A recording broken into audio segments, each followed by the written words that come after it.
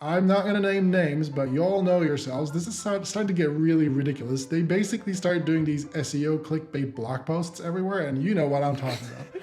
And it's really, really weird. It's like, hey, you know what? Our competitor sucks. You should totally use this. Like, imagine if this was in the context of humans, and I said something like, hey, you know what? Josh sucks. I'm better, so you should date me instead. What the fuck would you all think about it? Would you ever go date that person? No. Welcome to my interview with John Ozbay, CEO of Cryptee, who develops private and open source note-taking and photos. This is one of my favorite interviews I've ever done, as it's with someone who's turned into a very good friend of mine as we've been getting to know each other since our first interview we did a couple years ago. This is also the first interview we've done at Techlore that's broken up into two parts because it was just that long. So this is the first part, which is a little bit more technical, dives into Cryptee, what's changed, digital rights, global events like what's happening in Ukraine and the Middle East, and how that impacts privacy and security tools. A lot of discussions about Apple security, Google security, journalists, and other great things that a lot of people will find valuable. And then part 2 of this interview will come out shortly, so stay subscribed. And part 2 will include a lot more discussions about the privacy community itself, our relationship with the community, kind of the struggles we have back here developing some of the tools and services that we work on, and some other fun stuff. Buckle in for part 1, and I'm excited for you all to experience this as I very much enjoyed putting it together. Hello, my man. John. Hello. How's Mr. it going? Ozbay. Been a while. Been going great. It's been like, yes. what, 2 years? Well, Can't 2 years believe since our interview. Yes. Time So it's been flies. almost 2 years. Time flies. I know, Yes. I know, but it hasn't been 2 years since we've seen each other. You were here. No. We've seen each other now. We met. And we talk pretty consistently on Signal, so it's been great to kind of get to know you as a friend now. I'm glad you got the visit. It was long overdue, so it's pretty good. Good timing also. Yeah. For those of you who are watching, last time I had a pretty bad hair year. This time I've been working on the hair situation a little bit. So for those of you commenting, I look like Natalie Portman from Beyond the Professional. 10 points. And I also got the one from The Incredibles. What's her name? That was great. That was great. Yeah. I'm forgetting that. Yeah. That was a great meme too. I'm a big fan. Yeah. Lots of good memes about the haircut last year, so I'm aiming for a different look. Also, Henry and I tried to go for the yin and yang look this time, so we got a little bit of a black and white contrast situation going on here too. So I'm quite proud of that as well. It's going great. Yeah, man. Oh my gosh. All right. I'm so excited for this. And so thank you. Yeah, I likewise. guess, also, for those of you who are looking at me looking awkwardly, this is me when I'm looking at the camera, and this is me when I'm looking at Henry. So in case if you guys notice me doing this, it's not the NSA. I'm just looking at Henry on the screen. So you guys know now. Right. Thank you for all that quality attention that you give me. It's important. It's really important. So on the topic of 2 years ago, that's when our interview was. We talked about a lot of things then. I think you mentioned there was no video support a couple years ago. There was still no 2FA. But what are kind of the main updates with Cryptee since we last spoke? And just let's dive into that. Time flies. I realized I checked before the video, and apparently it was like March 2022. So a lot has happened. We've been very busy. We shipped a lot, man. We shipped. What did we ship? Let me think. Okay, well, we did smarter, typo-tolerant fuzzy search, so you can search your documents easier. We shipped some amazing PWA features thanks to browsers, which we'll talk more about in detail, I suppose, down the interview. But some of it allowed us to do cool things like native save and export pop-ups for mobile, if that makes sense. And we got separate PWA apps for Android, so you can have docs and photos separate if you want, or on Mac too, frankly, which is big news. It's thanks to Apple. We've shipped support for large files up to 500 megabytes, and that allowed us to make support for videos, and now you can upload your videos to Cryptee Photos and Cryptee Docs. We've shipped support for low-power e-readers or any other low-power devices, so you can actually check your Cryptee Docs on your Kindle if you want to. We've shipped things like focus mode, and we've shipped, what else did we ship? Raw photo support for professional photo cameras like Leica and Hasselblad and TIFF files and DNG files and WebP and more. And we also shipped 2FA, or I guess 3FA, MFA. We still can't decide what to call it because you technically have 2 keys and another multi-factor. So we call it multi-factor authentication. But yeah, a lot has happened since we last spoke. So we've been very busy, and we've been doing a lot of R&D. We've been planning on shipping a bunch of different things, which I sent you screenshots for teasers, and we're still not sure which one we're gonna ship yet, but a lot's been going on. So we've we've been quite Yeah, busy that's good. and super happy. That's good stuff, man. That's a lot of changes. It's kind of crazy because I feel like the way you all roll out updates, it's kind of maybe one feature every few months. But then there's also some minor things along the way. But then when you actually Yeah, try to compile it over the course of 2 years, it definitely adds up. I think MFA was definitely one of my favorite things, and I'm it so seemed like glad. it I'm was. so glad. Yeah, you were Yeah. sending me like mock-ups beforehand. I really like the design of what you ended up picking, but like, what was that whole process like of adding MFA? Why was MFA a Man, challenge? I yeah. think people don't understand we so the focus in our Yeah. last interview is kind of diving into the behind the scenes development of Yeah. privacy and security services, and so can you kind of give that insight for people listening who are going, well, it's just a QR code, what the hell's the big deal? So Yeah. So, well, MFA was particularly difficult for us to ship. So, first things first, I think the biggest difficulty is when you're a company like us, solely focused on security and privacy, you can't easily beta test the authentication flow with just a bunch of random users because your biggest issue is well, if you make a beta for your authentication flow and one has MFA, one doesn't have MFA, and there's a mistake in the beta or you made a bug somewhere, that suddenly becomes your biggest vulnerability. And if anyone wants to hack you anywhere, they're going to try to hack you through the beta channel now. So it's particularly difficult to test because you can't easily test it with the beta users. So that's number one. So that takes an extra amount of time. The second difficulty is with Cryptee, as you know, we already have an extra encryption key, and MFA adds a third friction layer to login. So if we don't design this in a good way, we knew that people are going to actually struggle with the login flow, and we didn't want to make it so difficult so that it just becomes impractical to a point where nobody wants to use it, which would make absolute sense, and I completely understand and relate that. So we wanted to make sure that it's something that's reasonable. So under the hood, we did a lot of updates. And the third difficulty was the fact that we also have Google login, as you know. So I'll talk a bit more about that. And then the fourth difficulty is the fact that a lot of the iOS devices actually haven't shipped a good support for TOTP. So despite the fact that Apple announced support for things like YubiKeys and whatnot, our initial goal was to actually ship support for YubiKeys and TOTP and just skip the whole time-based one-time password thing maybe and just go straight for the YubiKey support. We thought it would be the best way to go about it because that's the most secure way to go about it. And we could then add passkeys, etc. It just opens the gate for a much more secure path and we could just skip the TOTP. But what happened is that despite the fact that Apple promised support coming for YubiKeys and any other device that you might want to use in the realm of FIDO2, Apple actually did not ship complete support for all these devices. For example, they shipped support for the USB ones, but if you had a Bluetooth authenticator, then it was just not going to work. Like iOS devices didn't support those Bluetooth authenticators, which a lot of people have, like Google Titan key holders have these things.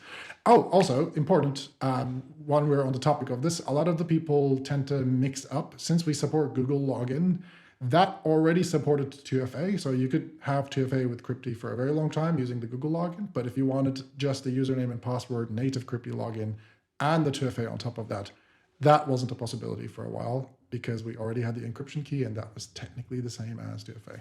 But what also held us back was Google a little bit. What happened is that since we support Google login, we had to make sure that our flow interoperates in harmony with Google login. In short, what was really difficult was that we had to detect for cases like, what if you're already logged into your Google account and you just click Google, but while you're logged in and you're waiting for the login to process, you just click Google or click Cryptee. Like there's a race condition that we have to make sure that everything is good and you can't just easily get hacked. And maybe like some users know and some don't. I don't know if you remember this, but we also have this feature where you can log into Cryptee using both your Google account and your Cryptee account. So you can actually have both of them access the same account simultaneously. So for example, at home, you could just use your Google login. And at work, if you don't want to log into your personal Google account, you can just use Cryptee with a username. That way you get the best of both worlds, or practicality where at home, you get your Google account and you're super quickly logged in, and at work, you don't have to share your Google credentials on a company computer. So all these things added up to a point where we realized this actually creates a bit of a login flow difficulty. And in our specific case, while we're implementing our 2FA support, we realized there is actually a Google login vulnerability on Google's behalf. And that meant that while we're doing the security research and digging through the details, then we contacted Google. The fine folks over there took great care, and they contacted us very quickly, and they worked on it with us and fixed it very quickly, and then we could finally ship it. So it took us a little longer, but in the process, we helped Google out. In the process, we helped Apple out. And in the process, we helped ourselves out. And I think it was worth it. So I would say that it was a very worthy journey. But it was fun. I am still not allowed to talk about the details of the Google stuff. And I believe they're still rolling out some of the fixes. And maybe they rolled it out. Maybe I'm just being too silly. But they were extremely responsive and extremely quick. So I'm guessing they rolled out everything. But I'm just going to, be on the side of caution here and skip the details for the sake of security. But it was a quite interesting and fun journey, to say the least. Yeah, definitely. And I want to touch on the Google login because I definitely see a lot of questions regarding that, which I'm sure you get as well, which is why does a privacy service support Google login? But before I get to that too, on the vulnerability chat, you said that Google treated you really well. Is that, have you received different experiences with different companies if you reported vulnerabilities? Yes, Apple was a very different experience. So maybe you'll remember, I believe you and Nate covered it in the surveillance report at some point, but basically not this August, but the year before. In August, we discovered not exactly a security vulnerability, but something that Apple perhaps should have warned activists about with lockdown mode. We discovered that using lockdown mode actually makes you detectable or fingerprintable on the internet. So if you have lockdown mode enabled, websites can detect that you have it. This was a part of our security research while we're working on Cryptee. We discovered that this is a thing, and we contacted Apple. I personally contacted a bunch of engineers, and some of the folks are actually my classmates, so I thought it would have been much faster, but no, it was not. And Apple took a little bit of time, and it took us a while to actually get to one of their engineers to even have a chat with us in the first place. And we eventually ended up talking to someone on Twitter. But the process with Apple is really complicated, man, because they really want to keep it under the radar. So we had two options. The first option was to contact Apple and go through their typical bug bounty program process. And I don't even know what they would rate this, but since it's lockdown mode and it's about security, I'm guessing it would have been a slightly higher than a 0. So I would have expected it to be a little more prioritized. But essentially, Apple's policy is that if you discover a vulnerability with their systems and if it's critical, then they want you to sign an NDA that says you basically can't go to press. They're going to fix it whenever they fix it. You have no way of disclosing this anywhere else. And who knows when they're going to get back to you about it. So it's essentially kind of making a wish and throwing a stone in the ocean and hoping that it works out. It's kind of ridiculous. There has been documented instances where Apple took years to fix shit. And we thought, well, all right, like we're not trying to make money off the bug bounty program. And I think this should be at least in the public discussion about how this feature is going to roll out, because this was in iOS beta and they still haven't released the operating system yet at that time. So we basically thought, okay, it might be actually better. And we contacted Press instead. And I'm confident that was the right choice, because I think it at least opened up a dialogue about, well, great, this is a great privacy feature. It's a great security feature. I use it. I love it. I'm so glad they shipped it. It's perhaps the best security feature they've shipped in years, in my personal opinion. That being said, this is the old adage, right? Like the privacy, security, and convenience, and the triangle, and what you can do and what you can't do. And sometimes if you're too secure, it might actually mean you're not exactly private because you're fingerprintable, or you're at least not anonymous. You might be fingerprintable. So if you're an activist in China, this could have been a problem. Or if you're an activist in Russia, this could have been a problem, etc. So we figured it might have been perhaps, I don't know, not the wisest choice to contact Apple. And so we decided to just go with the Press and let people know. And I'm happy with the outcome. I think it started a dialogue, and it seems like everyone's happy with the outcome so far. And no one from Apple called us still ever since. And it was fun. Like we went to Press, and in about 24 hours, we got 1.2 million hits on Cryptee. It was just a crazy experience for us all. So it was the craziest landing page, keep it up experience that we could have hoped to have. And me and the team, we basically stayed up and made it work. Yeah, man, it's been a very interesting experience, the contrast between Apple and Google, and how fast and how amazingly Google handled the situation versus how, I would rather say, slowly Apple handled the situation. So day and night difference. I think a lot of people don't give enough credit where it's due when it comes to Google's security team, but I think they're fucking amazing folks. I hope I'm not getting into your ad revenue by dropping F-bombs, but sorry. Yeah, I'm sure it's fine. But, yeah. YouTube, oddly enough, has laxed its swearing policies for monetization. It's crazy stuff. I mean, I love Yeah. all of them. I have immense amounts of respect to the folks on Apple, immense amounts of respect to the folks on the WebKit team and on Chrome and the Blink team. They're amazing folks. I think the security teams are just absolutely fantastic people. And I don't want this to sound like we don't like them. We love them. I think they're doing an amazing job, and they have actually incredibly small teams, to contrary to what people might expect, especially the WebKit team. And I think like they're doing the best they can with the limited resources they have. So, if anyone's listening, you guys are awesome. Thank you. We're basically trying to be appreciative of you in the meantime. Oh man. Well, I guess on the topic of just like safety and rolling out 2FA and stuff, you talked more about like features, and we can dive a little bit into more of the use. Like I do kind of want to talk about the Leica stuff because I find it interesting, especially because when we met, you're just walking around with your Leica around town. What are some of like the safety like is there any difference in, I guess, the safety in Cryptee over the last couple years? Have there been any substantial improvements? Are there any places you had to compromise for usability? And actually, don't let me forget about the Google login. Actually, that ties into the Google login thing, I'm sure. So if you want to also touch on like the Google login inclusion, I think that'd be really interesting because I've definitely seen some forum threads in the privacy community where it's like Cryptee uses Google login, therefore Cryptee like shares your data with Google, and I guess there's just been a lot of discussion about that. So yeah, stuff to Let's challenge get you into with. that. I know it's pretty good stuff. So I'll start with Google since we were talking about Google, and then we'll move forward from there. So the good news here is the stuff that we use with relates to Google is relates to Firebase, and we basically use Firebase to facilitate Google login as well as the Cryptee login. This allows us to have access to Google's authentication systems as well as the Cryptee's authentication systems in the same package, let's just say. Importantly, though, we don't use Firebase for anything else. I think there's been a lot of speculation about like how this works. When we first started Cryptee, initially we also used Firebase for censorship circumvention. Apparently, it's harder to spell and pronounce. So the difficulty is when you are in a country, let's say like Russia.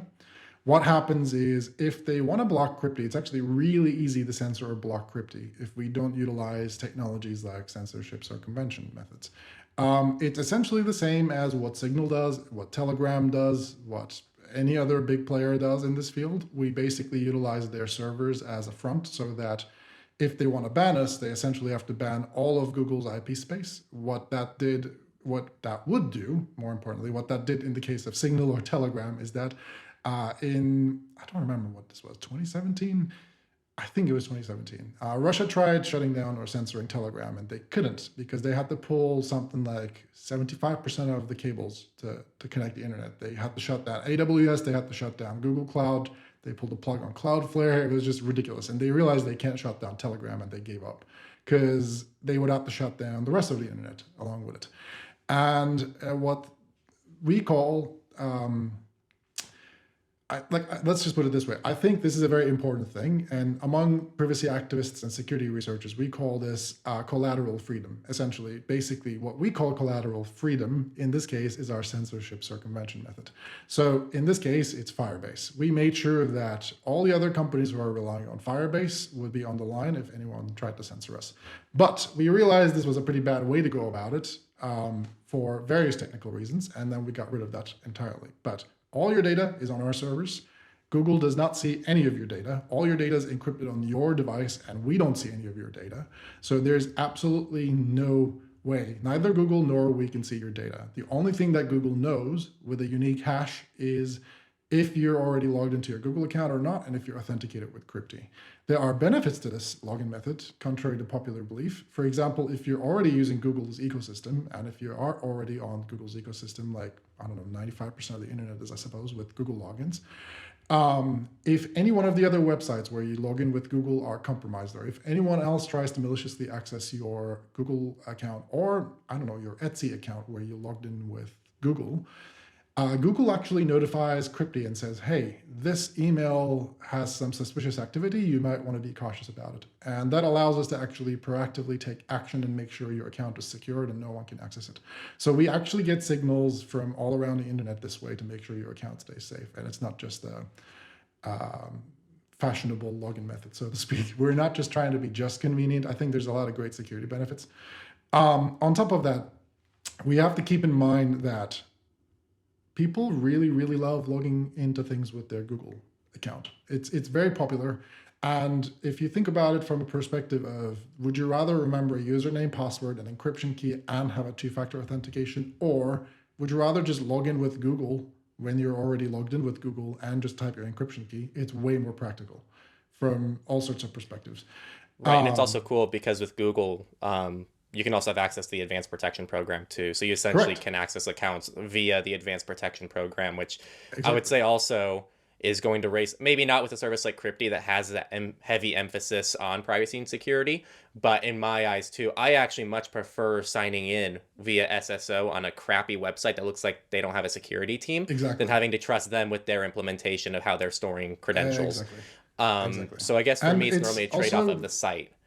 exactly. And it's also incredibly important to remember that while you, the average user, might not be, not you, Henry, but the average user might not be interested in using the Google logging, a lot of the journalists are using Google's infrastructure. Like New York Times uses Google for their emails. So it's like, if you tell me, hey, you don't use Google login, okay, well, you're effectively asking everyone at New York Times to just come up with usernames just for Cryptee. And that's actually really bad for security if you think about it. So this is just another side of the coin where if you focus on how professionals and reporters and journalists and activists and peace workers use these services, then you realize they do value Google's advanced protection program because they offer things like, hey, a nation state is targeting your email account. Maybe you should do something about it, etc. They have really amazing warnings that which you can't do without being at Google scale. So that's great. And the final part of this is to say, it's all open source. Guys, you can read the fucking code. It's not that goddamn difficult. We're using something that's open source and we ship it with our service. So you can physically look at the code and say, hey, can Google spy on someone? Answer is no. And the most amazing part is, again, we're a web app. We're not a native app. You can right click in your browser and look at what's being sent. That's the best part. Like, you don't have to think about it. This is not a native app. You don't have to decompile it. You don't have to check the code and try to make sense of it. You can see all your network traffic just with a right click. It's magical. Nice. Yeah, no, I think, yeah, there's definitely a lot of fear mongering around that. And I think there are some things I've seen that you can implement from Google on a website, which aren't as good. I think something that people get confused is the like use Google to log in banner on the top right, which is a very different thing than the SSO. Completely different thing. Exactly. And I guess one thing I wanted to touch on, because I don't know if I put out this video before or after our last interview. I think it was after. I put out a video about moving to stock Android. And pretty much I was covering the security benefits of GAPP, Google's Advanced Protection Program, and how maybe it's not something I might need right now, but I feel like every time I fast forward 2 years in my privacy and security journey, I keep continuing to find myself needing more security and less privacy as things go on.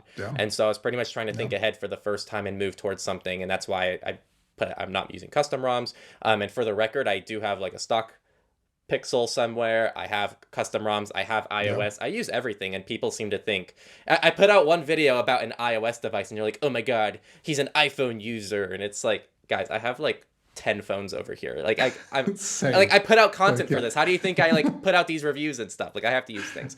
But where I was going with this is that in that video, I specifically talked about how journalists aren't using really like a lot of the tools that we talk about in the privacy world. A lot of journalists are using Chromebooks. They're using Google Chrome. They're using Google Sign-In. They're using lockdown mode on iOS devices.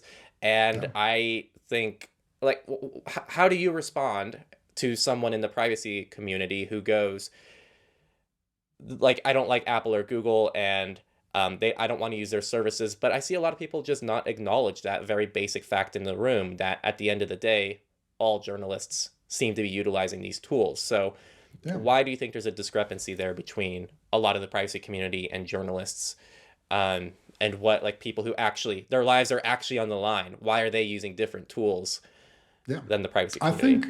I think there's a big difference, which is perhaps the biggest differentiator line that I see, is that a lot of the people in the privacy security community are, let's say 95% of our, I think, day-to-day users, the average users. They're not activists, they're not journalists, reporters, peace workers, etc. They're just the everyday users. And what they're more concerned about is actually the typical corporate surveillance, where they're just worried about, like, hey, are they going to sell my data? Are they going to do something with my data? And they're more worried about big tech per se than the data privacy itself. And I think what a lot of people prefer what made a lot of people prefer Cryptee in the first place was that, oh, it's a non-big tech alternative that looks nice, which is great. But then if that's your case, you could always go to, I don't know, Evernote or whatever, just take notes, and that would have worked just as fine. Or you could have gone to any indie app where you can store your photos and would have been just as fine. It's just not big tech anymore, right? So the data harvesting element, I think, for the average user is the biggest concern, which I completely understand and respect. On the opposite side of the coin is like when you got like the reporters and journalists, and what they're dealing with is a whole different level. Like, okay, let's say you're using this indie service and you're going to cross the Russian border. You don't know what you should expect. Like, there are no documents on an indie app about how you can make sure your data stays safe while you're crossing the Russian border. But there are documents about what you can do with a Chromebook and Google. Like, this is just very basic 101. And Freedom of Press Foundation has a lot of great guides about this. EFF has a lot of great guides about this and what you can do when you're crossing the US border, or if you're a reporter or a journalist.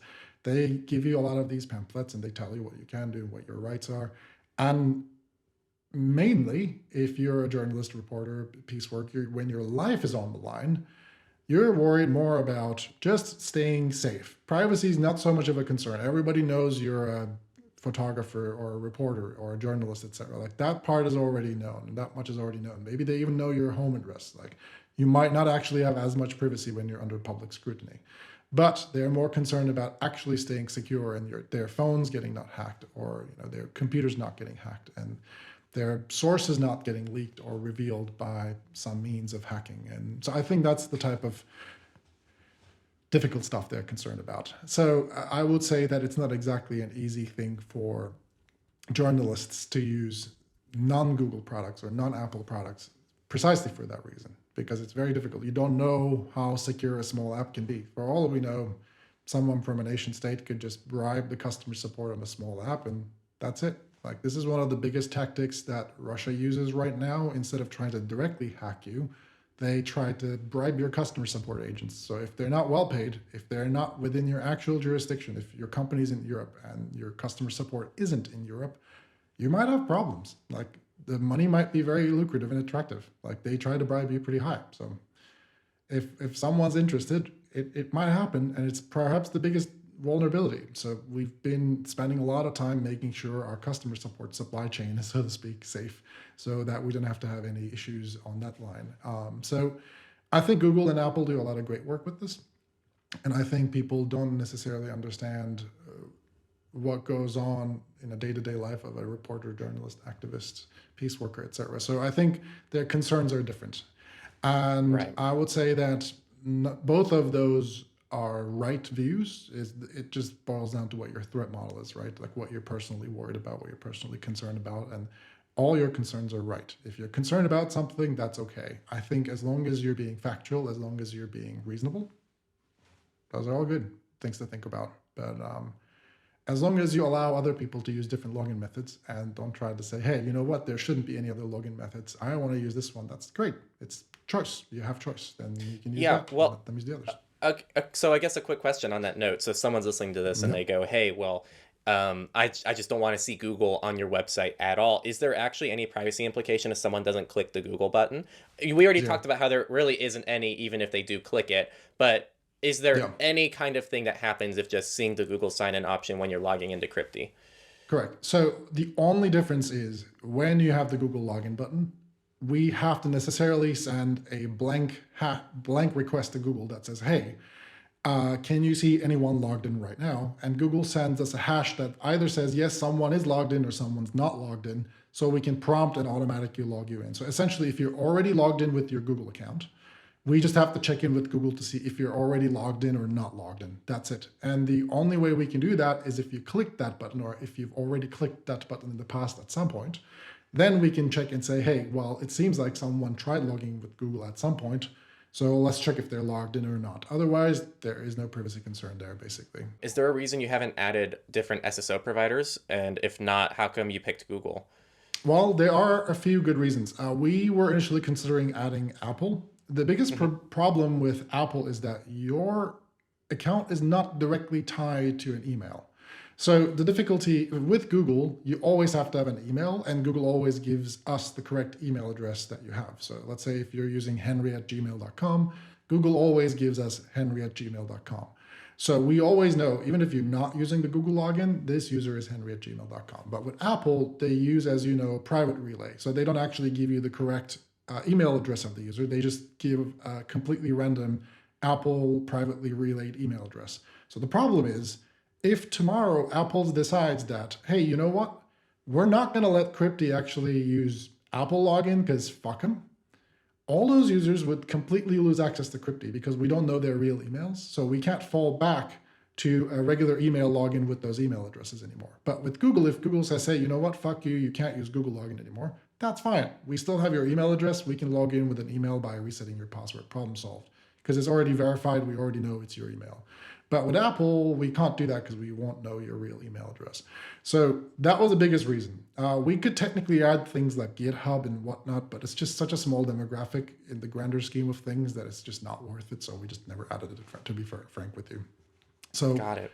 like Apple and Google are probably the two biggest players that we should consider in this case. And I'd say that like Google's great, Apple's not so great. And there's been scenarios where they've threatened to do silly things with Apple logins, like with the case of Epic.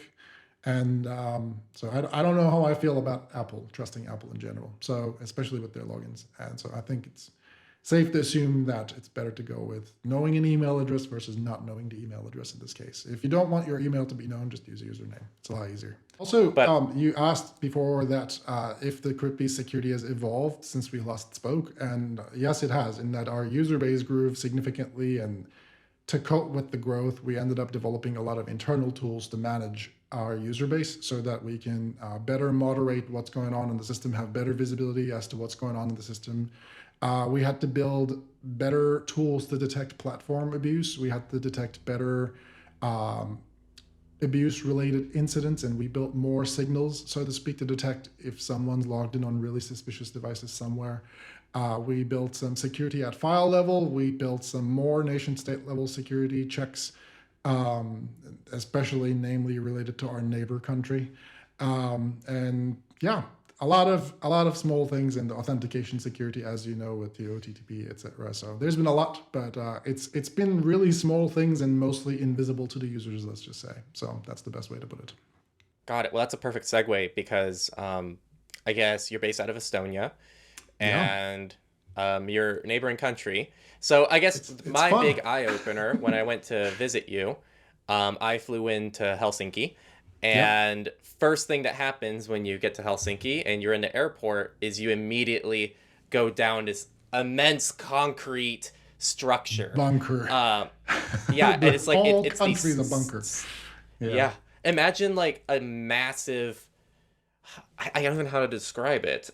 Imagine that you're like on it's top. Like a 5-6 story tall building. Levels of deep is how far deep you go down. I don't know the exact depth, but it's quite But the deep. middle's cut out. Like imagine it's the building, but it's just the outer structure of the building, and the middle is just cut out, and you're going downstairs to get to the bottom, and then that's where you get in the train, and then head into like the actual city of Helsinki.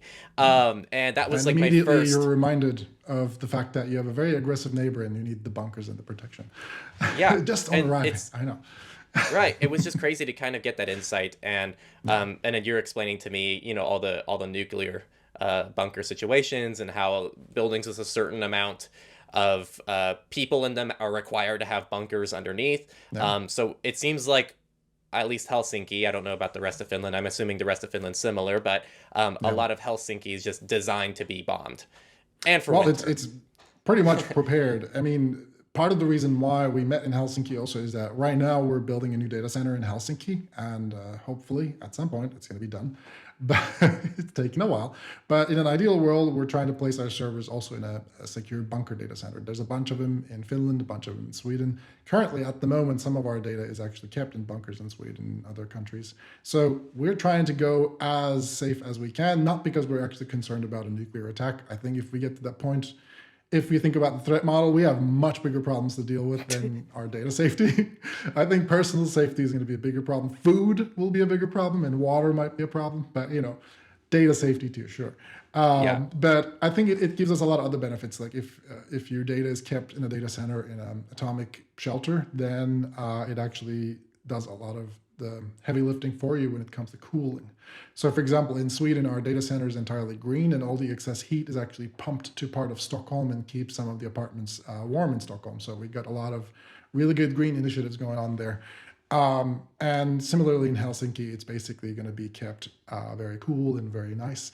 But the part of it is Right. being that there's a lot of bunkers around here. In case if Right. you But guys have never been here, there's a lot of bunkers and shelters right, a for lot a of specific reason. bunkers, a lot of just reminders that hey, yeah, there's something going on, just not too far from here. And I Yeah, guess this kind of ties into just world events. Obviously, what's happening in yeah, Ukraine and Russia and the Middle East, yeah. just world events globally. How do those impact Cryptee and just digital rights in general? I assume you can't speak on behalf of every digital rights organization, but No, I I mean, guess yeah. what are you thinking about when there's these big world events that are going on and how it impacts you, your customers, and whatnot? Well, first of all, I think if anything, it impacts our psychological well-being, our mental well-being, because it's very, very difficult to see what folks in Ukraine are going through, folks in Gaza are going through. It's just really brutal. And when you're in Estonia and you realize your literal current neighbor is attacking a country like Ukraine in an unsolicited way and just pretty much waging war and genocide and murdering people for no real reason, it's really hardcore to see just because it's your neighbor. It's very real. People don't necessarily understand how real it is in the US, I think, because it's quite far and it's very difficult to see it. But once I you're don't live here, there, it's and you can feel it just when you're there. You can feel it. You being can feel the there. tension. Yeah. I think it's definitely felt. That being said, like we feel safe. We're in the NATO, the same as US. So if anything goes here, it's as safe as being in the US in that sense, or as safe as being in Germany. There's no difference.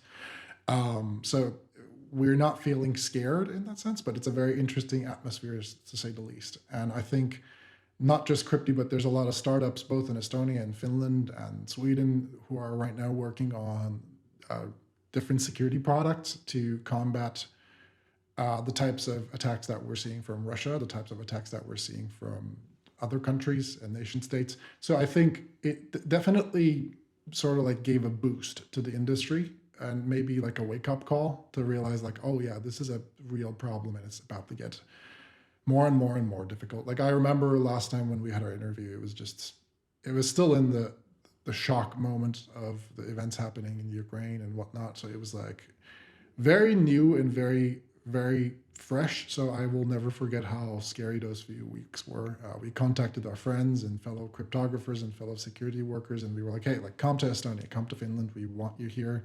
If you're worried, you can always come here. You have a home. Don't worry about it. And it was very scary to see what went down. And yeah, I mean, aside from affecting our mental well-being, I think it also affected the platform technologically speaking, because we had to learn how to defend. Like a lot of the people in Ukraine who are in, let's just say, the defensive, digitally speaking, decided to use tools like Cryptee.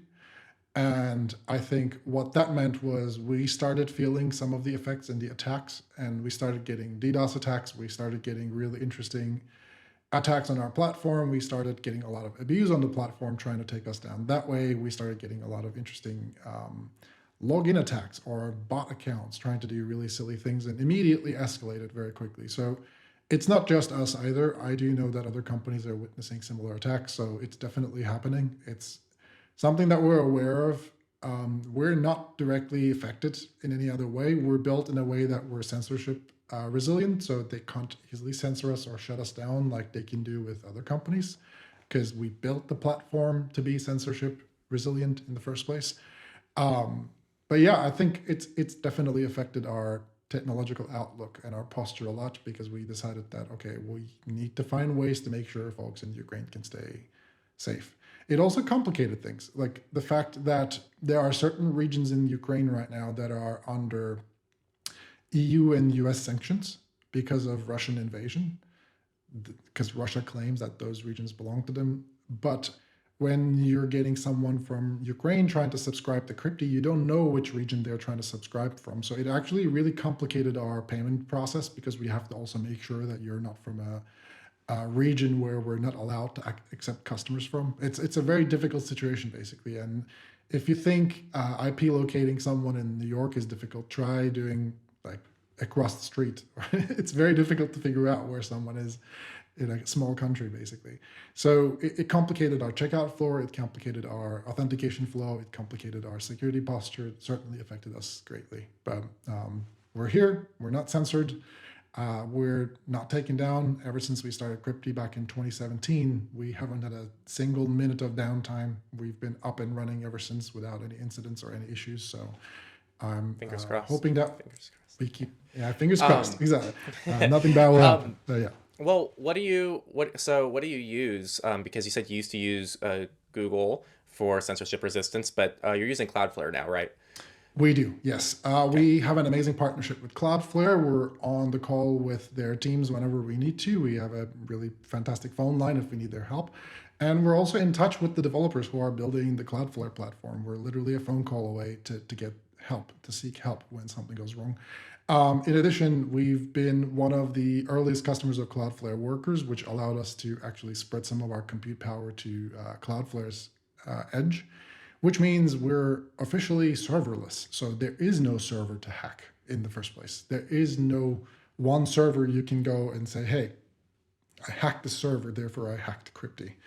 There is none. Essentially, you would have to hack the entire Cloudflare network. And on top of that, you would have to hack our network.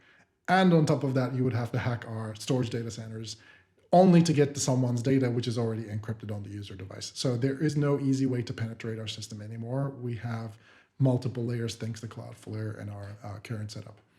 Well, let's dive into that a little bit, because I'm a little bit lost on these details too. So, how can you access data without having a server? I mean, I think a lot of people listening might, at least on a basic level, understand server is like computer somewhere else with data on it, and then I access server to grab my data. If it's serverless, then where's the data being stored? And on that note, what are the security and privacy implications of trusting Cloudflare along the way? Because I know there's a big anti-Cloudflare movement, which I think isn't rooted in necessarily privacy and security. I think it's rooted more in just people don't want a centralized internet. But I think it's also the trade-off, because that's how you get censorship resistance, which is what you talked about earlier, And which is that's if you how block get Cloudflare, protection you block the from whole DDoS. internet. Exactly.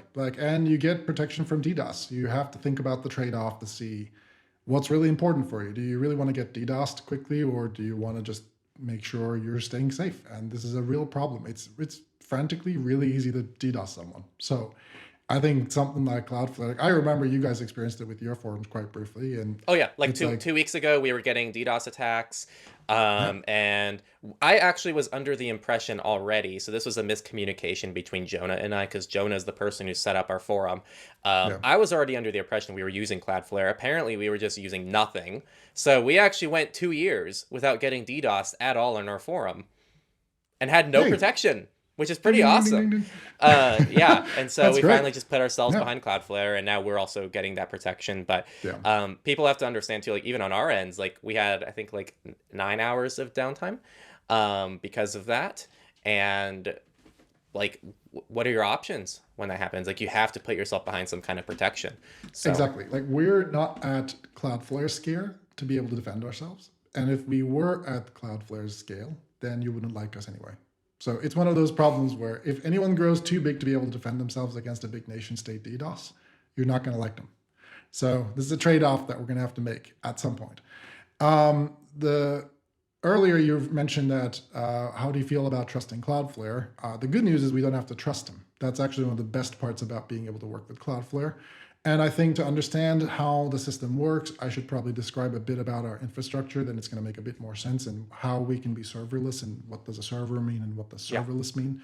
So essentially, your data is kept in our data centers. These data centers are under our contract, and we either own them or we contract them, and your data is kept in there. So these things are completely isolated from the internet. You physically can't connect to them from the open internet. So these servers where your data is stored is air-gapped. So you have no direct connection to these data centers. Underlining this is going to become very important.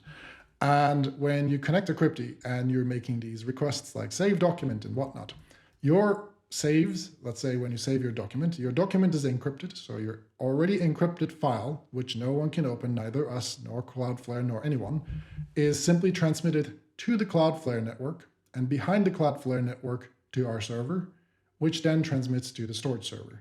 Because our storage server is completely disconnected from the internet, you don't even know its IP address or can't even access its IP address because it's not even connected to the open internet in the first place. And through our Cloudflare network and partnership, when you make a request to Cloudflare, Cloudflare then saves the encrypted file to the disk. So you never directly access our servers. You only access the intermediary connection on Cloudflare, basically. So it acts almost like a proxy on our behalf. What that allows us to do is, because you're never directly interacting with our servers, no one can block us. If they want to block us, they have to block Cloudflare. And that's 78% of the internet. So that's the beautiful part about this scheme, is that our servers simply don't exist on the internet. They're not connected to the internet. They're only connected to the Cloudflare's backend with special connections, not the internet connection. And similarly, if someone wants to hack, all they can attack is the Cloudflare network. So it essentially acts as not even as a wall. You're directly interacting with that network, not with our network in the first place. What this allows is we don't have to trust Cloudflare because your stuff is encrypted on your device. Cloudflare merely acts as a carrier. So it's almost like you put your data in a box, you hold the key, the box is locked, and the box is transferred to us, and we just store that box there.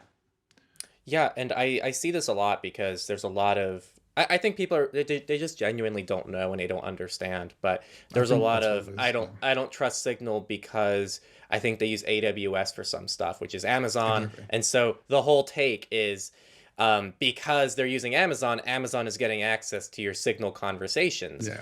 But No. that's not really how it works because the Yeah. encryption and all the protection is actually taking place locally on your device. And something I commonly say is that Signal from the ground up is designed to have a compromised server. Like Exactly. in Same theory, with us. Yeah. right. And it sounds like it's very similar on your end where someone can straight up Exactly. hack the server and they're still not going to get any more information than they otherwise would have got. Precisely. So- Exactly. So this is the beautiful aspect of it. So we don't have to trust Cloudflare. We don't even have to trust our own servers. We don't have to trust ourselves. We don't have to trust our employees. We have no reason to worry about it in general, basically, because your data is always protected. Basically, they don't get to see anything. I think what people are concerned about is Cloudflare knowing that they're on that website, or Cloudflare being able to track these users, or one day trying to monetize this data. But look, they're in the business of keeping you safe. Their literal job is to keep the internet secure. If you think about what Cloudflare makes money from. Unlike Google, unlike Apple, they don't sell devices, they don't sell ads. Their literal job is to keep you safe and secure and private. If they start selling ads or do anything shady like this, that's game over for them. They're done. Like, that is the only fucking job they have. And if they fuck that up, they're over.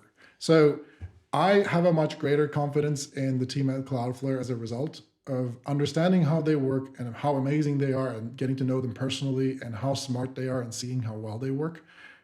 It just makes you realize how much nicer things are on that front. And if we were to use any other DDoS protection service, I don't think it would be just as good. So yeah, cool stuff. I think there's a lot of misunderstandings and misconceptions or lack of understanding of how technology works, which is completely fine. Like, we're trying to be advocates, we're trying to educate our users, you're trying to educate everyone, and I think this is just the journey, and I think eventually people will understand how some of these networks work. And I want someone to prove me wrong right away, don't get me wrong. I think it's just a matter of the way the internet works and how people are educated about it.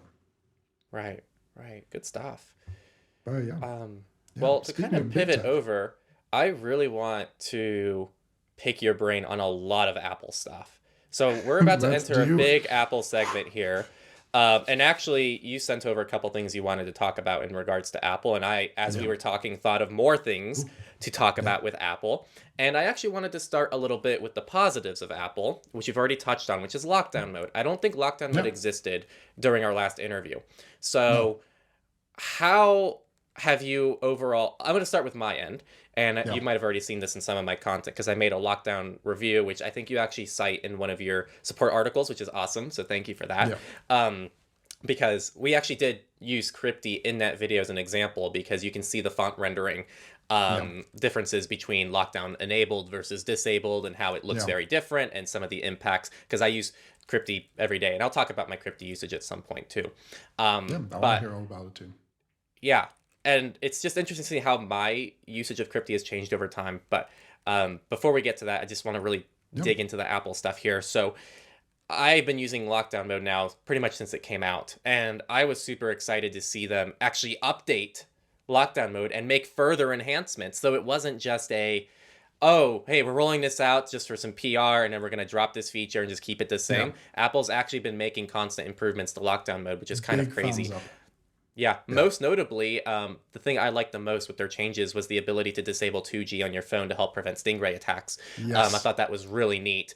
But yeah, I think it shows that Apple actually kind of cares about this. So before we get into like the terrible Apple stuff that I'm pissed about, I wanted to get some of your thoughts about like lockdown mode and some of the stuff that Apple's been working on the last couple of years on a more positive Yeah. note before we tear them First to of all, shreds, I think.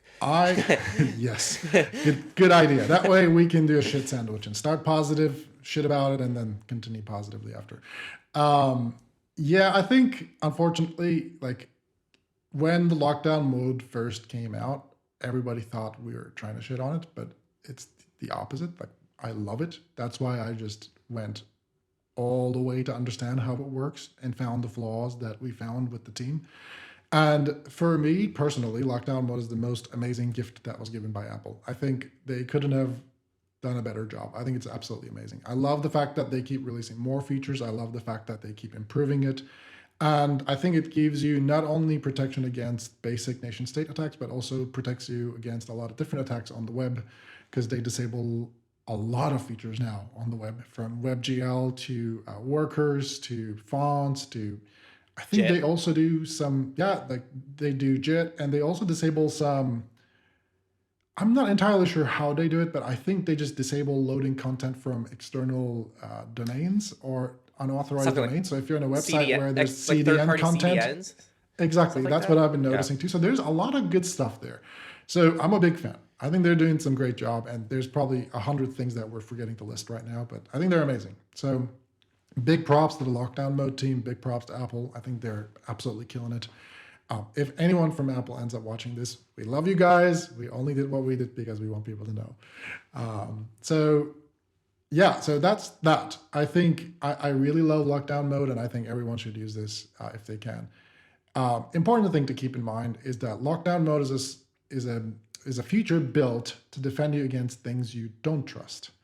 And this goes for all other browser extensions and all other DNS blockers and security extensions and Firefox tuning and hardening and all the things that people do nowadays. These things exist to defend yourself against stuff you don't trust. So if you're on the open internet and you don't know the adversary, who's going to attack you, how you're going to get attacked, whatnot, you should employ all these tools. It's great.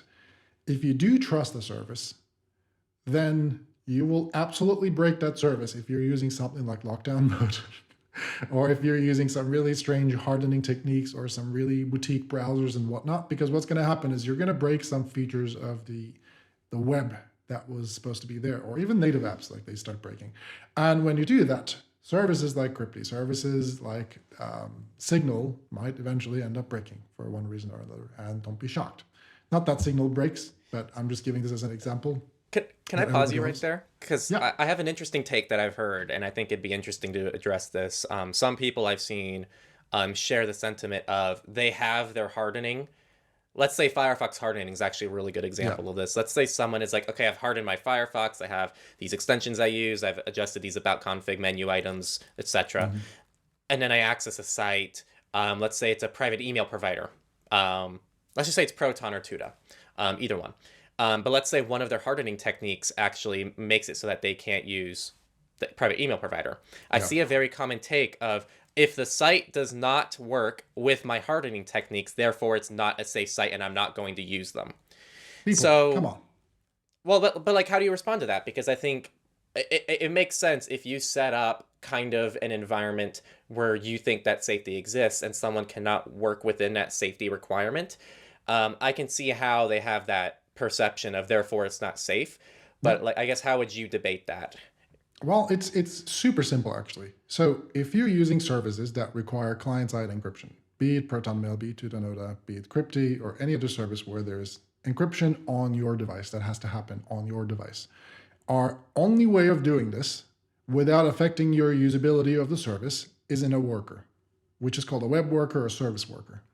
Now, if we do this in the main thread in the browser without using a web worker or a service worker, what will happen is while we're encrypting stuff, let's say a large file or a text file or your document, to save the document while you're editing it, the entire browser user interface will freeze because we would be using the main thread to do the encryption and we can't do anything else while your browser is busy doing the encryption, right? So in order for us to do multi-threaded operations on the web without freezing your user interface every time you have to save something or upload something, like if you're uploading something, you want to be able to see the progress. And when you're uploading something, you're encrypting and uploading at the same time. And the progress happens on the main thread also. So if you're encrypting, you cannot update the progress bar. So your only option is to do it in the background in a web worker or a service worker. So sure, we could encrypt in the main thread. It will be something like 16 times slower because we would have only one thread of the CPU to access. Or we can use service workers or web workers, which allow us to tap into all the threads of your CPU, which means we can actually multi-thread the encryption. So on Cryptee, if you're scrolling through your photos, for example, we can load the thumbnails really quickly because we can decrypt 16 of them simultaneously or something like that. It's crazy fast. And it's all thanks to using service workers. We can encrypt and decrypt in the background. And the same goes for ProtonMail, the same goes for Tuda. They all use the same idea, right? Like we do encryption in service workers or web workers. So if you're working with a hardening system or some framework or a browser or whatever that blocks web workers, or for example, lockdown node, it blocks web workers, it will effectively render the software unusable simply because we will have to try to encrypt on the main thread and it will freeze and it will crash. Done. So this is the problem that people need to understand, that we can't encrypt if your screen is frozen. If your device is frozen, we can't do anything. And the other element is if your device is frozen, you're not going to be able to upload large files. You're not going to want to use that service either. So by using something like hardening that blocks web workers or service workers, you're effectively making it very difficult for us to actually do what we do, which is to encrypt on your device so we can keep your data private for you. Alternative to that is a service where your data is encrypted on the server, right? Then we would need to hold the keys.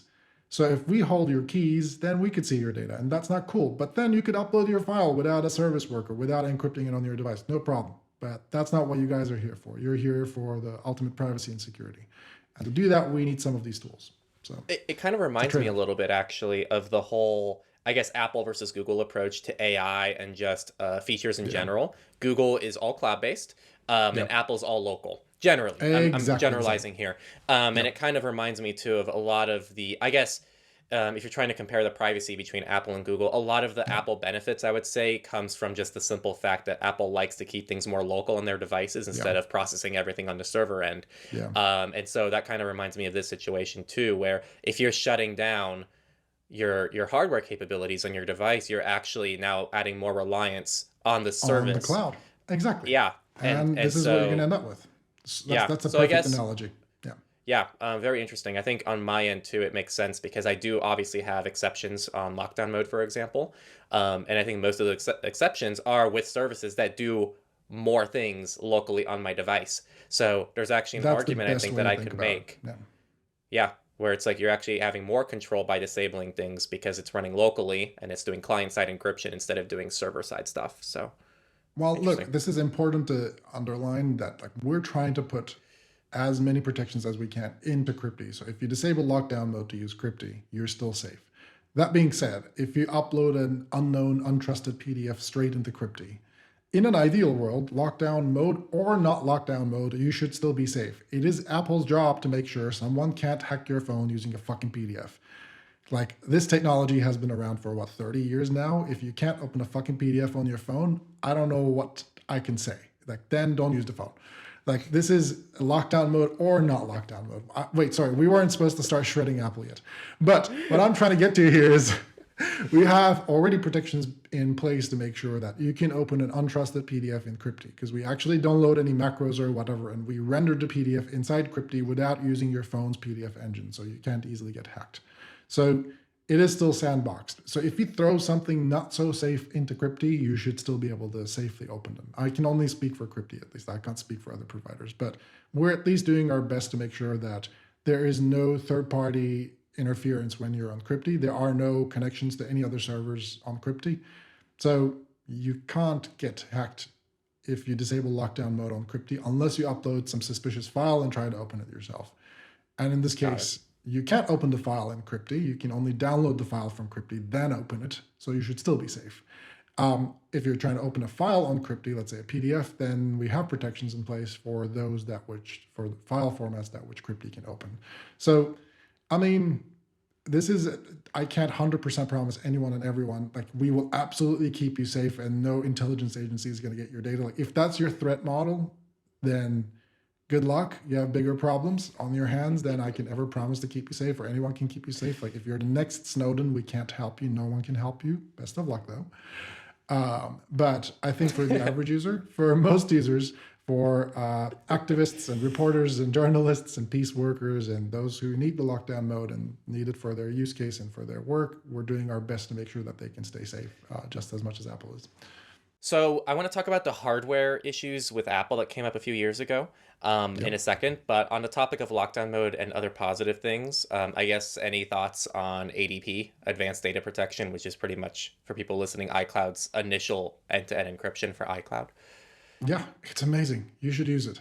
I think if anyone needs anything like to keep, I don't know, anything from health data to, I suppose they were always encrypted, but anything from your notes to whatever encrypted, use it. It's amazing. It's perhaps the smoothest end-to-end encryption I've ever seen roll out in any product. I think it's absolutely amazing. I think everyone should jump on that.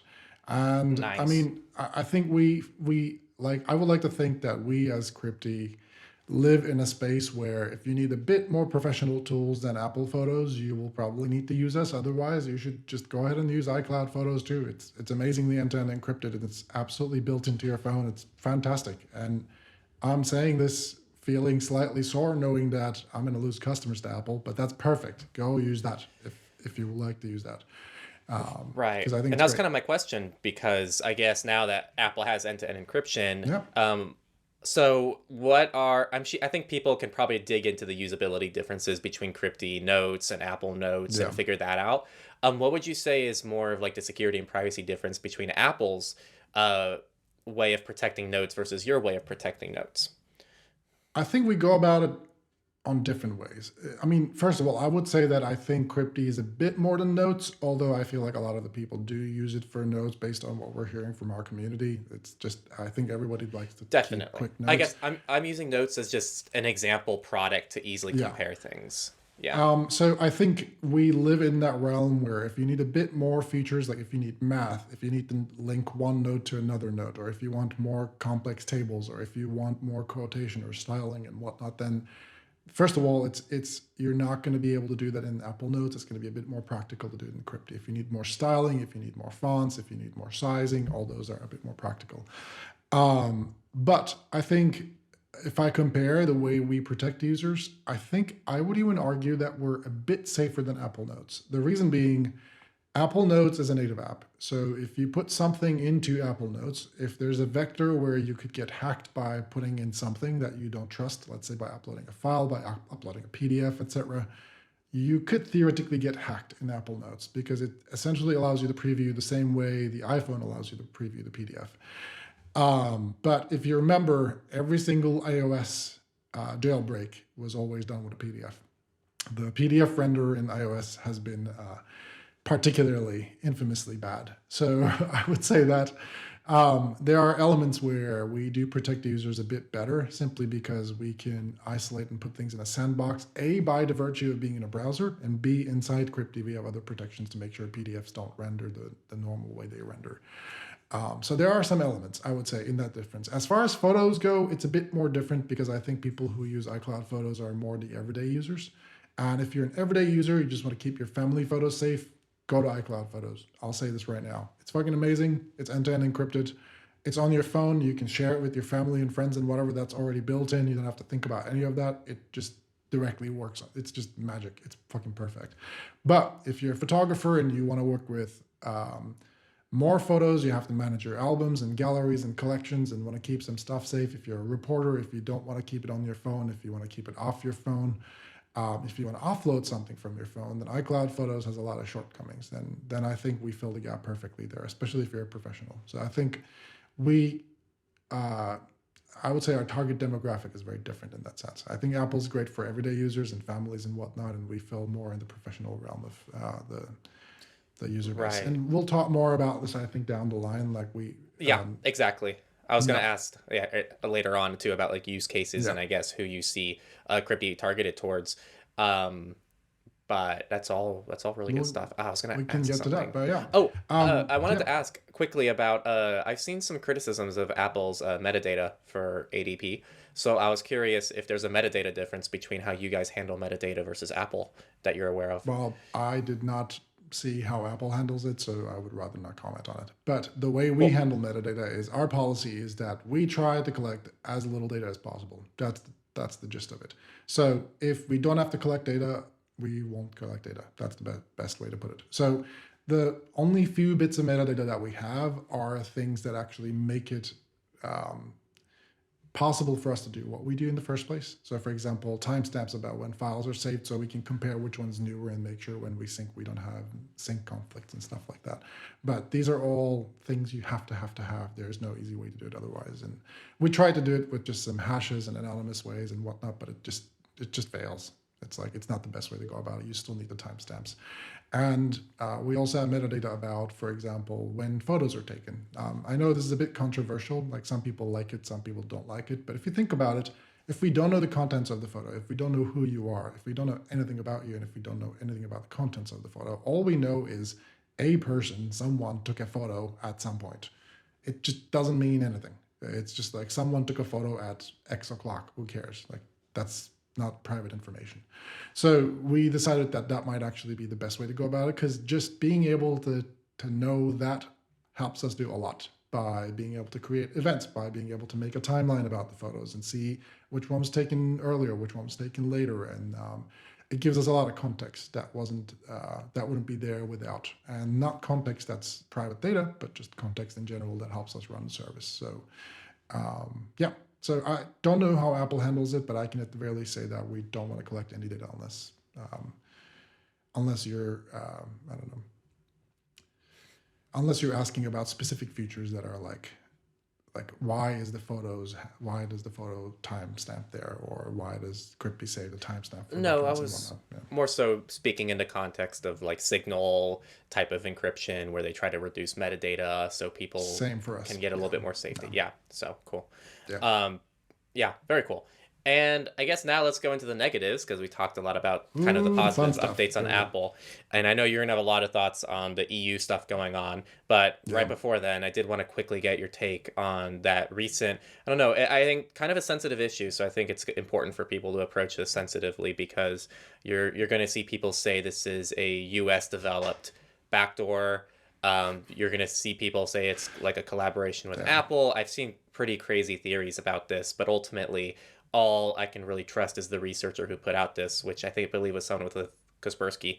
And it's just really interesting to see that really extreme Apple back. They're calling it a backdoor. I don't know if you saw, but Jonah and I guess we're talking about, well, how do you define a backdoor? Because if something is exploited, and it wasn't put in with a malicious intent and it's utilized as a backdoor, does that mean the same thing as if a company put it in themselves? And so I guess I just want to get your take on just that whole Apple exploit that came out a few weeks ago, which is one of probably the most sophisticated exploit chains we've ever seen. I mean, look, I think part of it is philosophical. We can talk about if someone put it there, it's a backdoor. If someone didn't willingly put it there, is it a backdoor? And I feel like that's just philosophical. I think it's if there's a door which someone can utilize to enter, it's still a door. I'll just get that out of the way. It's very generic. I think what's really important is that Apple's way of handling security incidents is quite bad. You can research how bad it is. I am not the only person complaining about this. There is tons of examples of security researchers like myself putting out research about Apple's tools and products, and they have a really terrible way of handling it. I don't know if it's a PR thing. I don't know if it's a marketing thing. I don't know if it's the engineering team. I don't know who's allergic to handling security reports, but they really don't love it. So their way of handling this is wrong. And I think for as long as it remains the way it does work right now, they're going to get more and more exploits, because instead of reporting it to Apple, people are going to keep exploiting these things. So that's the most generic way I can, I suppose, complain about Apple without getting into the nitty-gritty details. But I think the best thing we can keep in mind is that we should, all of us, try to tell Apple, hey, you need to change the way you handle bug reports, and you need to change the way you handle threat reports and security reports and research that comes out that says, hey, there is a flaw in your system. They need to handle these a bit better, because right now their way of handling this is it's just pure chaos. They basically make you regret contacting them in the first place. And I don't think that's fun. And especially if you do this for a living, if you're a security researcher and you're trying to find holes in Apple's system, hoping that you're going to get paid, because most companies pay you if you find holes, you're probably going to leave very frustrated. Like, although Apple put this bounty and they said stuff like, hey, we're going to pay you, I don't know, if $10 million is what they were promising. It's like, yeah, they say that, but at the same time, in order to get that, you have to sell your kidney to even be able to upload the flaws to Apple's web platform in the first place. It's just ridiculous. So I think it's just unnecessary friction there. And if they fix that, they have the money. They're a multi-trillion-dollar company. I don't know why people defend them in this case. It's like they could do whatever they want if they want to. So yeah, like I think that's the most generic way I can answer this, I suppose, without getting into technical nitty-gritty details. But I think that there is going to be backdoors. There is going to be exploits. I don't know who put them, but Apple is not that excited to fix them. Because if they were, they would be making it easier for security researchers to submit these things to Apple and reward them with their bounties, and all this would be behind us. It's not like they can't afford it. They could easily afford it. Right. And I guess something else is a follow-up to this, and I'm realizing my camera's a little laggy if people are seeing that. Hopefully that resolves in a second, but the audio should be fine. Yeah. It seems like Apple struggles a little bit more with dealing with security issues that people report to them, and it sounds like with your experience and what you shared earlier, Google seems to do a much better job of this. Though from my eyes, I also feel like so I'd say the two big comparisons here are Google's Advanced Protection Program and iOS lockdown mode, as well as combined with ADP. Yeah. And I feel like Apple goes much further, because Apple really like keeps the entire device in context of their protection, versus Google's just kind of a more sophisticated cloud-based protection with a couple restrictions on Android, like you can't install third-party APKs and things like that, but I'd say it's very limited, all things considered, in terms of the scope of the feature. So I think their target demographic is different though. Like, I don't think Google's trying to sell their phones to, like, I don't know, reporters and whatnot. I think they're trying to sell it to everyone. Right. I think their phones are in the more budget realm, versus Apple's phones are in the more premium realm as far as the pricing goes. But Google, for example, with Chromebook is doing an amazing job. Like, they're the most secure thing you can have as a journalist if you want to have something. So I think they are still doing a pretty good job. I suppose Chrome OS is kind of like Android in that sense. It's like they're putting a lot of effort. It can run Android apps. So I think Google is doing a great job, and I think their tag team is perhaps the most active team of security researchers. They find flaws in Apple's system all the time and Google systems all the time. So I think they have a much more active security research team, and I think what they do more behind the scenes, so we don't actually get to see it as much as we see Apple doing it more publicly. Like, Apple likes to make a publicity stunt out of it and marketing campaign out of it, so we get to hear when Apple does anything. Google likes to do it just because it's the right thing to do, and they don't make a marketing out of it, which we can talk a long time about marketing teams of tech companies, and it's just getting out of hand, even in the privacy world. I'm just going to bitch about this now, and we can cut this out if you don't want to later. But it's just really, really weird, including in the privacy and security companies. Like, I'm not going to name names, but you all know yourselves. This is starting to get really ridiculous. They basically started doing these SEO clickbait blog posts everywhere, and you know what I'm talking about. And it's really, really weird. It's like, hey, you know what? Our competitor sucks. You should totally use this. Like, imagine if this was in the context of humans and I said something like, hey, you know what? Josh sucks. I'm better, so you should date me instead. What the fuck would you all think about it? Would you ever go date that person? No. Why are you going to companies and letting them post bullshit marketing blog posts that are like SEO clickbait? It's like, here's the 3 ways you can do blah, blah, blah, but ours is better. It's like, okay, cool. I'll definitely trust that. And you all know who you are. I'm not going to name names. I like the ones that try to make an objective comparison, but it's on their own site. So it's like 5 differences between these providers. And then it's like, and here's why we're better at the end, by the way. Yeah, it's like okay, folks, you're either a privacy security company or you're just a marketing stunt making silly company. You will lose people's trust. Please, please, please. If any one of you running one of these companies is listening, just tone down your marketing budget. Maybe put it into engineering. The situation is getting out of hand. But this is one of the reasons why we don't want to do any bullshit marketing in blog posts. But anyway, I'm going back to the topic of Apple. Yeah, to tie it back, I guess just to final this out, I guess, how do you overall feel between Apple's approach to security versus Google's approach to security? And do you think that one is overall safer? And again, they're different services, like you said, different target demographics. But I also think at the end of the day, it kind of isn't in a way, because from an end user perspective, from a Henry perspective, my 2 core choices, unless I'm going to go into custom ROM world, is iPhone and Apple ecosystem or Android device with Google ecosystem. And they kind of have similar services. So where do you overall think the approaches tend to like line up? I think they each have their strengths and weaknesses. I think Google is great with anything that is cloud services, and Apple is great with anything that's hardware and operating systems. That's my personal view. I haven't seen the source code for any of these things, so I'm merely speculating based on what I see the trend in the industry, right? Google has been doing a lot of great work in the realm of cloud services. So like Apple's email is nowhere near comparable to Gmail right now, if you think about it. No professional who respects their email security probably uses iCloud, if you think about how strange that is. And similarly, I don't think any professional reporter or activist or journalist uses iPhones. Sorry, they don't use Android, is what I'm trying to say. Yeah. So I think like people who respect their privacy and security tend to use Apple hardware, but Google software.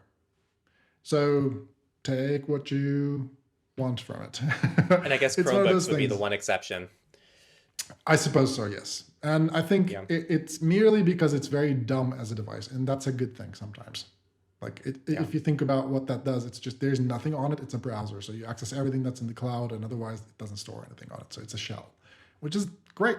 Like if you don't want your devices to be smart, if you're traveling, it makes sense. Yeah.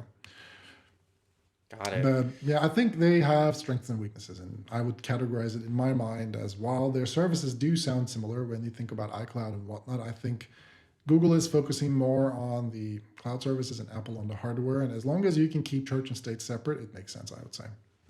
But that's my personal view. Makes sense. Yeah. I think it's a good approach. I think it's a good way of looking at it. I don't know. Like if you ask me what would you tell your parents to use, I would say iPhone. Like, I wouldn't tell them to use almost always iPhone. And this is a big topic of discussion. I've gotten so much crap for that, where I'd be like, well, I'm going to recommend an iPhone to someone I know. Yeah. And people go, yeah, but what if they want to use a custom ROM? And it's like, they won't.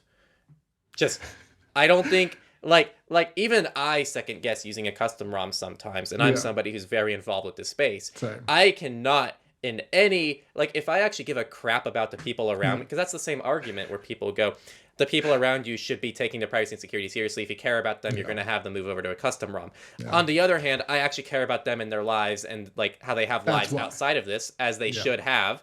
And I don't actually want to impose a custom ROM. If they come to me and go, Henry, I want to be free. And this is also another misconception because like if I'm dealing with clients with direct coaching, a lot of people think that like what we do is we just tell them what to do, and it's not that at Yeah. all. It's a very Yeah. personal experience where they tell me Yeah. what their goals are, and then when they tell me their goals, then we dive into, okay, well, if you're trying to be free of big tech companies, then obviously buying an iPhone is completely incompatible with that goal.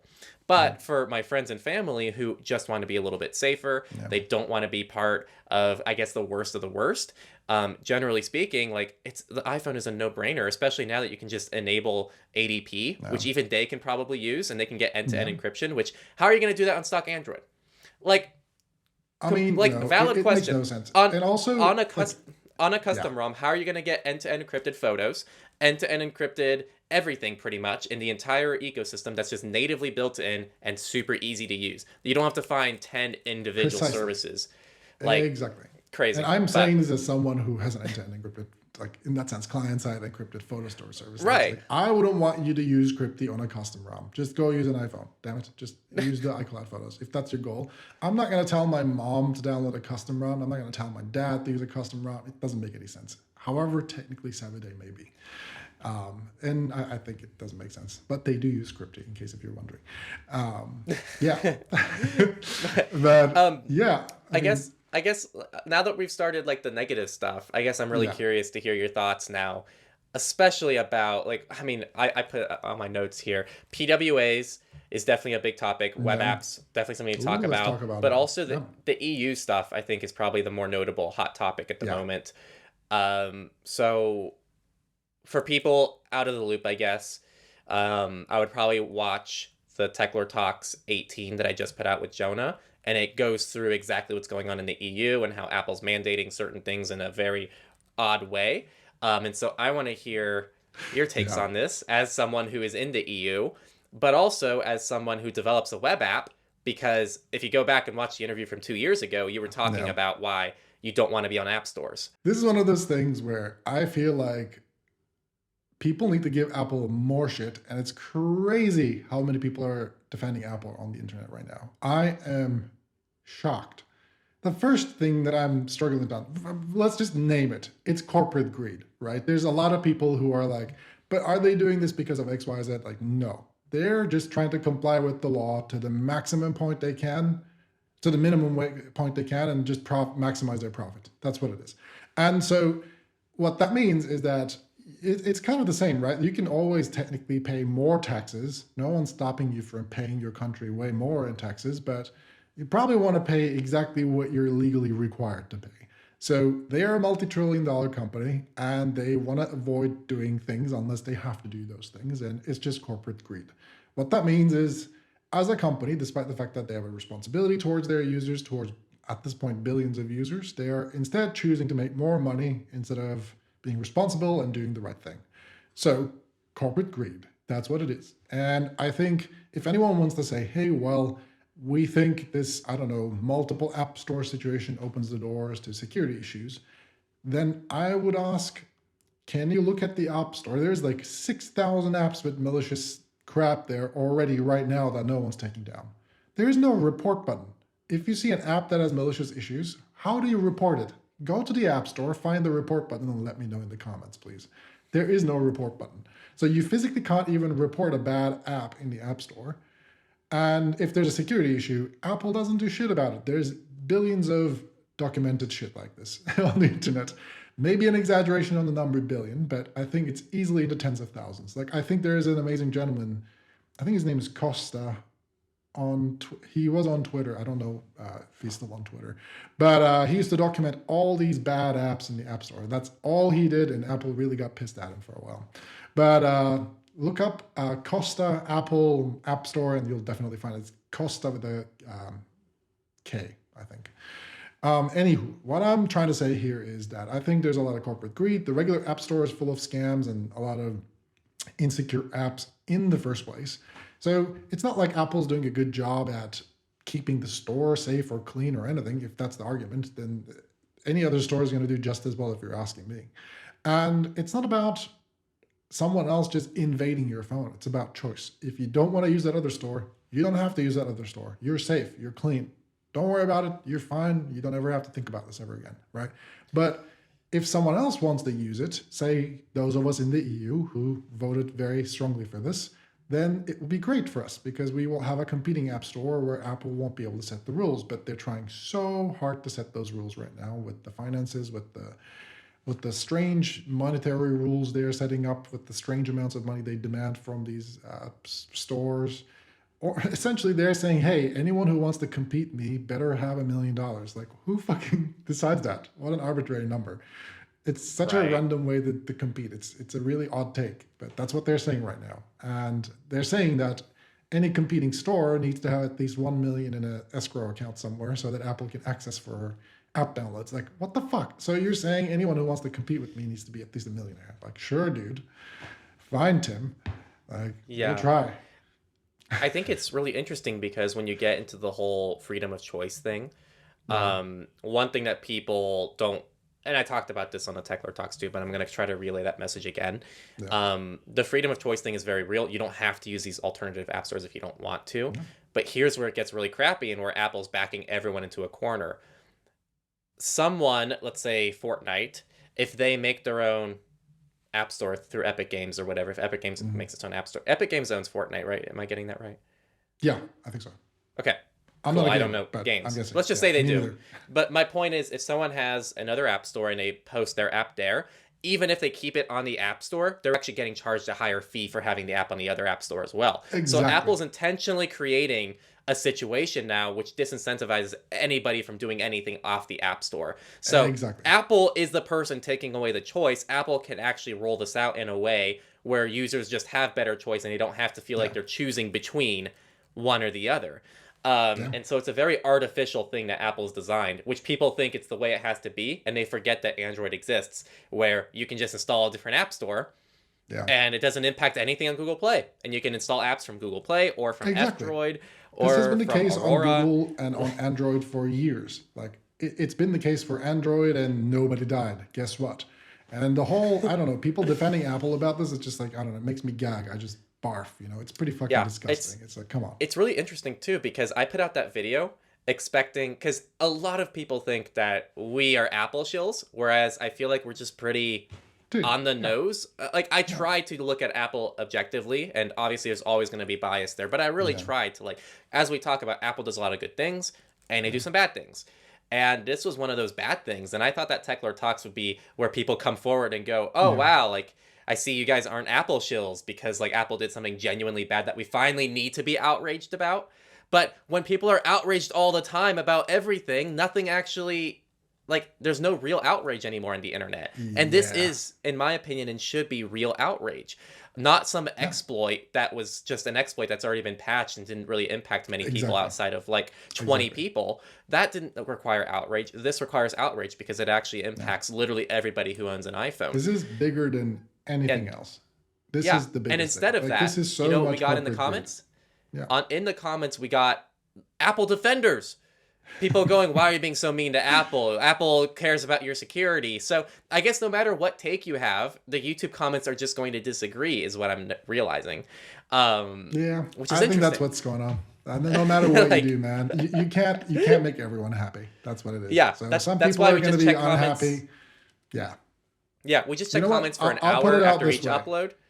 And then that's it. I don't even bother anymore because it's ridiculous. Yeah, it's ridiculous. It's ridiculous. I mean, this is the thing. Half of your demographic is going to be like, just like, you know what? Hey, we want small tech companies doing amazing things and keeping us private. The other demographic is going to be like, oh, you know what? We like the big tech companies and the way they keep us safe.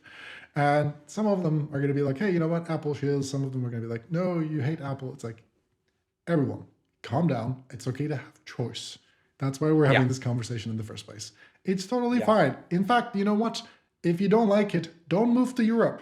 That's totally fine. You don't need to get those features. You stay in America, and those of us in Europe will enjoy amazing other app stores and delicious new browsers that use their own engines. So nice. Just, you know what? That's totally fine. Like the way we enjoy our baguettes and wine here, we will enjoy more boutique browsers here as well. You guys can keep your factory-made bread and browsers there. That's totally okay. Wonder bread. Exactly. We'll keep our wonder bread. And that is part 1 of the interview. Thank you so much for tuning in. Part 2 will be coming out shortly, and I'm going to leave a card here, as well as probably a video on the screen, as well as it linked down in the description, so you can check out part 2. Part 2 will dive a little bit more into the topics we already discussed, but especially we're going to introduce our thoughts on the privacy community as a whole, and kind of our experiences with it, and some of the things that we have to share about that. So see you all for part 2. Thank you, John, for coming on, and I'll see you all soon.